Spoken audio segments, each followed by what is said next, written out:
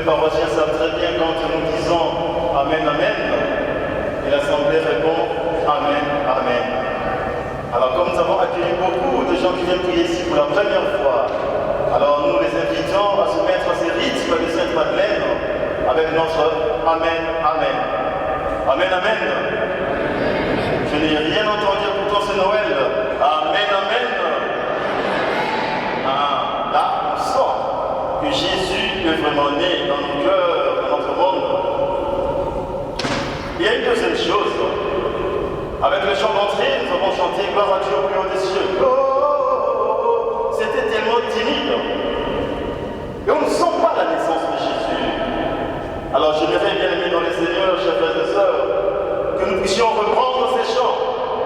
Et nous allons suivre le petit geste que je vais vous proposer pour qu'ensemble nous puissions célébrer cette naissance de notre Seigneur Jésus-Christ. Alors veuillez vous lever, chers frères et sœurs, et manifestons cette joie de la naissance du Seigneur.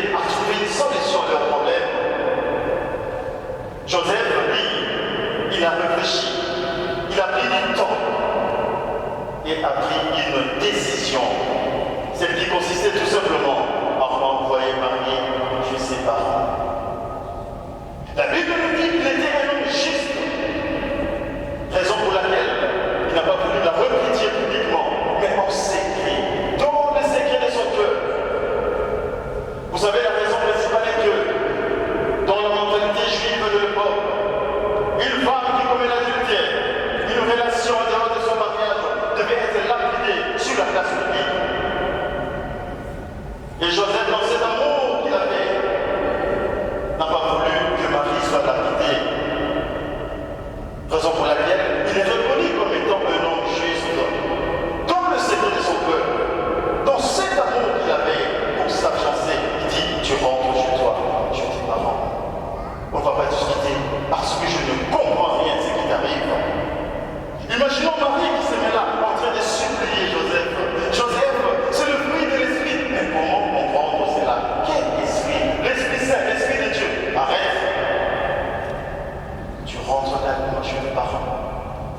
dirai rien à mes voisins. Je ne dirai rien à mes amis. Mais tu rentres chez toi. Une première leçon qui nous est donnée bien dans le Seigneur, la discrétion, le silence dans notre vie. Nous sommes dans un monde où les réseaux sociaux font la loi. Tout est mis sur la place publique. Je suis au restaurant, je mange quelque chose de bon et de bien, directement photo, réseaux sociaux. Je fais je ne sais pas quoi une réunion d'affaires, juste ok, une photo, réseaux sociaux. Je discute avec un ami, qu'on s'entende ou pas, l'essentiel, réseaux sociaux. Tout est mis sur la place publique. Il n'y a plus de discrétion, il n'y a plus de silence. Le bruit qui nous dérange tout autour, nombreux sont ceux qui n'aiment plus le silence. Et pourtant, Jésus, dans sa naissance, au cœur de son silence, vient rejoindre nos cœurs. Amen, amen. Amen, amen. Où es-tu avec la discrétion dans ta vie? Il y a des choses que tu ne peux pas dire à tout le monde pour élever l'autre. Il y a des choses que tu es appelé à garder dans ton cœur, comme Joseph l'a fait, bien aimé dans les Seigneurs. La discrétion nous fait grandir. Le silence nous fait grandir. Et ce silence ainsi que la discrétion que nous épousons aujourd'hui, c'est ce que Jésus nous apprend dans sa naissance. Le prophète Élie cherchant Dieu, quand il était dans le bruit, dans le bois, mais non, Dieu n'était pas là. Dans le vent, il n'était pas là. L'ouragan, il n'était pas là. Mais il était présent dans une brise légère, le silence de nos vies. Avant de dormir, avant de manger, avant de travailler, est-ce que je prends le temps de vivre ce silence de mon cœur? Est-ce que je prends le temps d'écouter Dieu? Parce que le Seigneur comble son bien-aimé même quand il dort. C'est ce qui s'est passé avec Joseph. Il y a des choses qui peuvent être bousculées par la force de l'Esprit Saint, bien-aimé. Ceux qui n'ont pas encore fait l'expérience de l'Esprit Saint, Noël nous apprend que l'Esprit Saint peut faire des choses merveilleuses dans notre vie, dans notre monde. Noël nous apprend que c'est lui qui a Jésus, a l'Esprit Saint. C'est lui qui a l'Esprit Saint, a Jésus. Parce que cet enfant de la crèche est le fruit de l'Esprit Saint. C'est lui qui a la parole de Dieu, a Jésus et a l'Esprit Saint. La Bible nous enseigne. La foi vient de ce que l'on entend. Et ce que l'on entend, c'est la parole de Dieu. Et cette parole de Dieu, c'est Jésus qui a pris notre humanité pour nous sauver.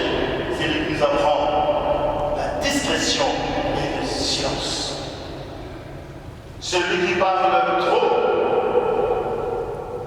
se crée un trou devant lui.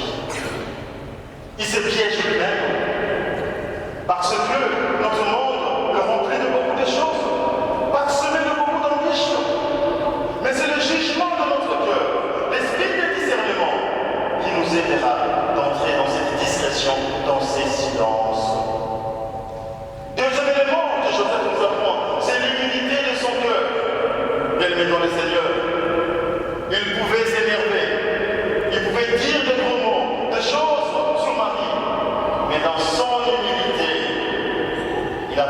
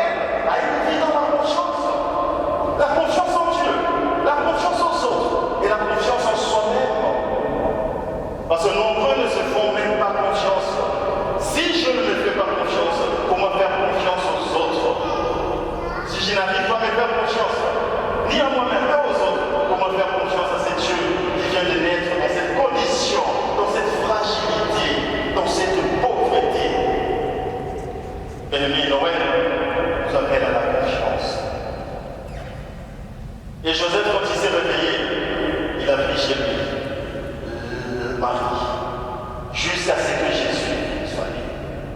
Bien-aimé dans le Seigneur, je suis sûr et certain, un élément qui n'est pas dit, Joseph a dû demander quand même pardon.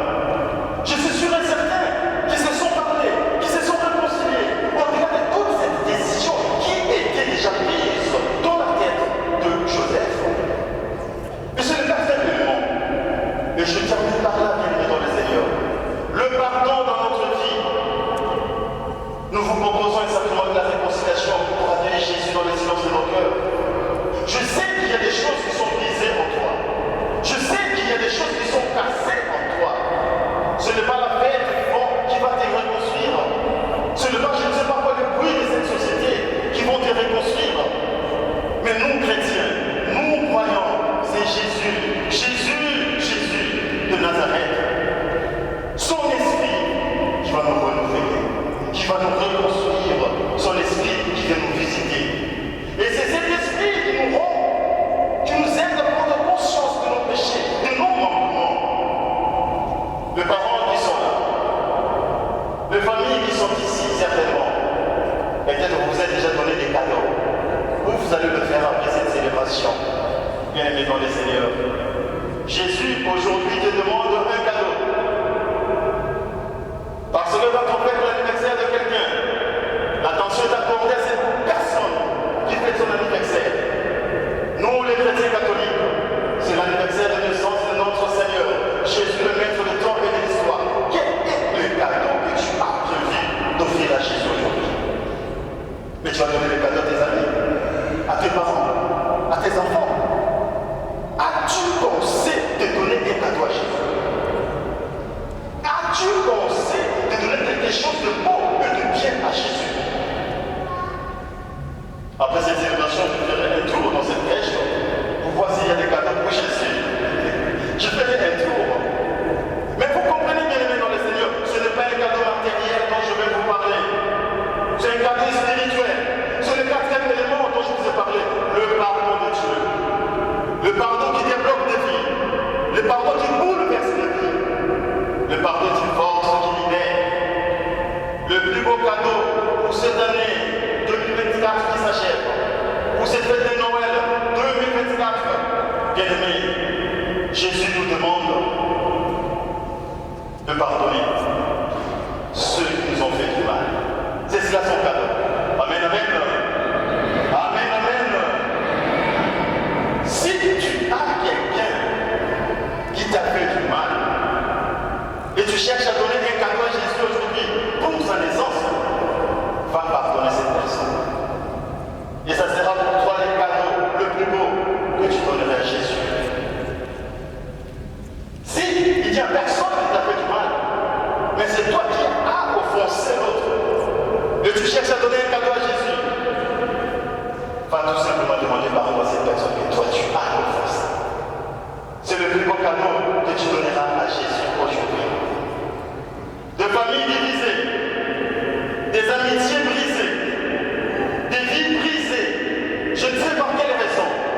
Aujourd'hui, Jésus nous appelle à la réconciliation. S'il y a un cadeau à donner à Jésus, c'est cette réconciliation dont il a besoin. Pour que nous puissions vivre la gloire de Dieu dans chacune de nos vies.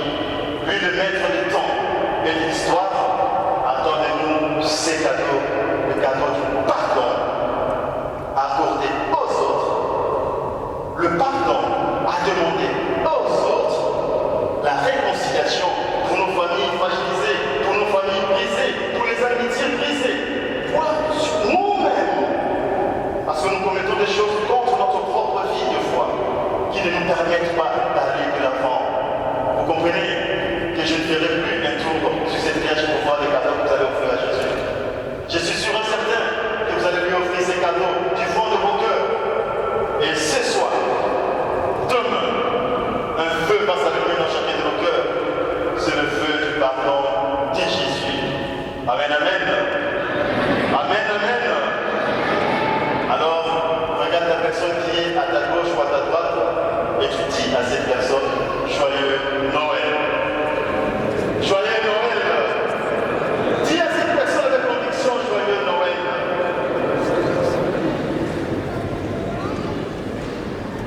Merci beaucoup, bien-aimés dans le Seigneur, que Dieu bénisse sa parole, qu'il nous bénisse aussi au nom du Père et du Fils et du Saint-Esprit.